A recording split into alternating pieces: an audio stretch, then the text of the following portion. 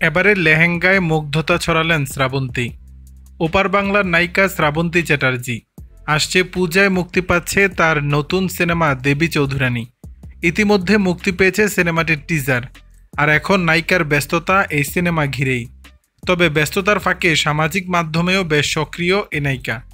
সম্প্রতি ইনস্টাগ্রামে বেশ কিছু নতুন ছবি শেয়ার করেছেন তিনি, যা মুহূর্তেই ছড়িয়ে পড়েছে। তার আকর্ষণীয় লুক রীতিমতো মুগ্ধ করেছে ভক্তদের।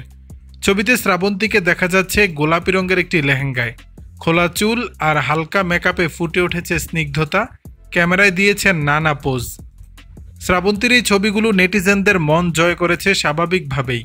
মন্তব্য ঘরে ভালোবাসা এবং প্রশংসায় ভরিয়ে দিয়েছেন তার ভক্তরা। কেউ লিখেছেন অসাধারণ, তো কেউ আবার বলেছেন অনেক মিষ্টি। ব্যক্তিগত জীবনে অসংখ্যবার আলোচনা এলেও শ্রাবন্তী তার কাজ আর ভক্তদের ভালোবাসা নিয়েই থাকতে পছন্দ করেন।